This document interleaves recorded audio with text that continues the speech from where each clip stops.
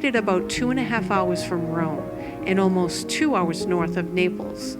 Frosolone is a medieval borgo in Italy's Molise region. It is an idyllic town filled with pastures, mountains, and well-kept cobblestone streets. A sense of community permeates through every vico and every piazza. Right now we're walking down the main little via in Frosolone, Italy. Frosolone is like a tale of two cities, one before the earthquake of 1805 and one afterward.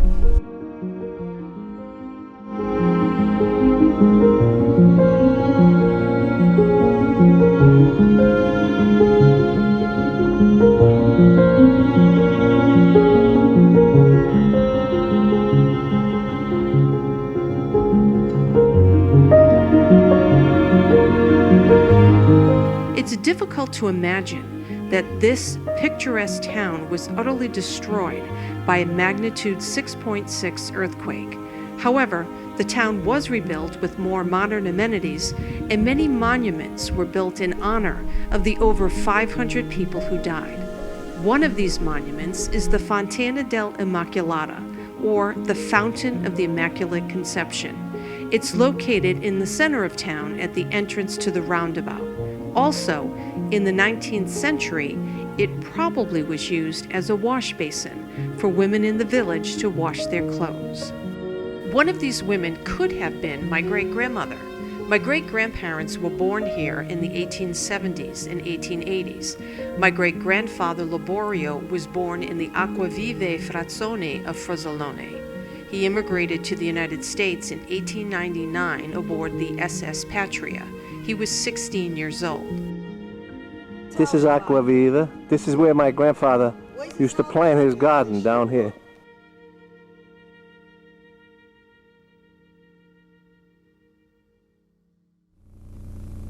His wife Nicolina came here with her mother and siblings in 1901 when she was 11. They sailed from Naples aboard the SS Scotia.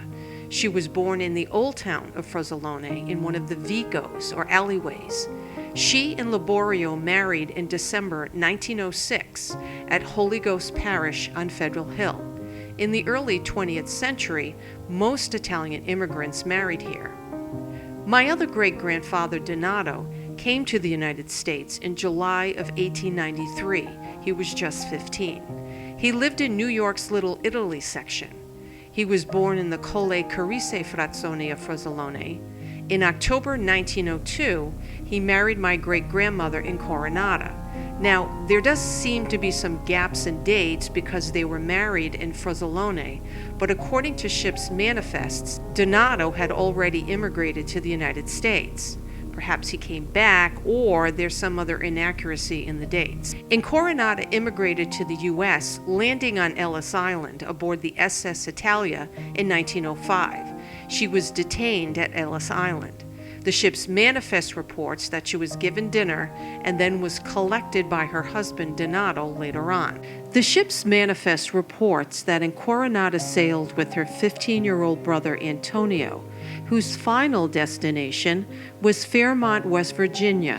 Many of the men who left this area in the late 19th century, early 20th century went to West Virginia to work in the coal mines. A plaque in the town center pays tribute to those citizens who were killed in American mines, including one of the worst mining disasters in American history. Frosolone's main industry at one time was the manufacturing of knives.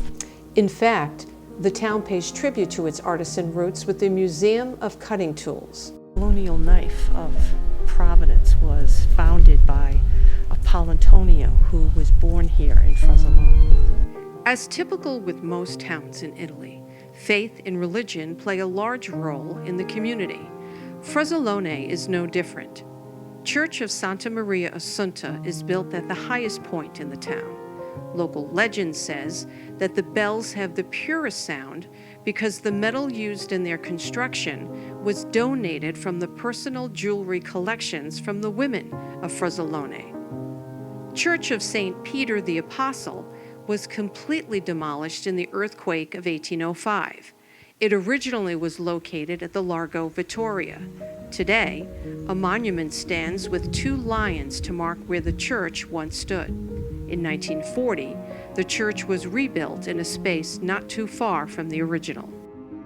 A focus on food is an essential part of any trip to Italy, and Frosolone is no different.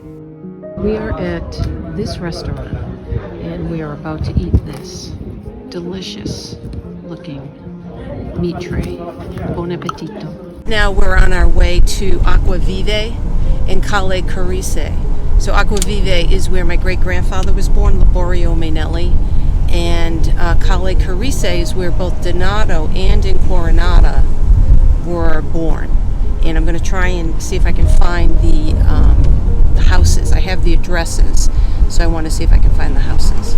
Calle Carise maintains a very provincial rural character. It's mostly fallow farmland and weathered buildings. We drove down the road, which seemed more like an old cow path. Unfortunately, the houses didn't seem to have numbers, so I was unable to pinpoint where my great-grandparents lived. Also, there's no certainty that numbers from the 19th century translate to the 21st.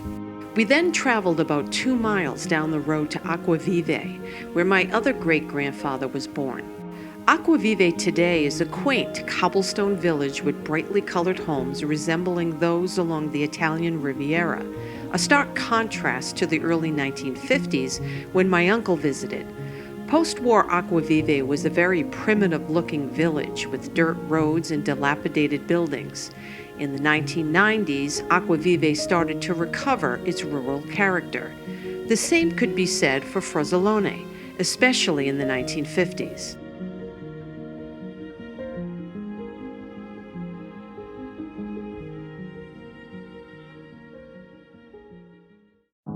Today, both Frosolone and Acquavive are thriving bucolic borgos. Although we were only there for a few days, we were able to capture their unique character and history. The people of Frosolone and Acquavive made this experience even more rewarding. It is in this spirit that I don't say goodbye, but ci sentiamo. See you soon. Never could have been thinking I would know what the future bring. All the highs and lows, said I'm gonna win, though the world might spin. Now I'm sitting here like I'm no one. It rains down on me, all the phone calls I'm ignoring. See, I'm a mess, just trying to guess my way through this. Just don't get enough of me.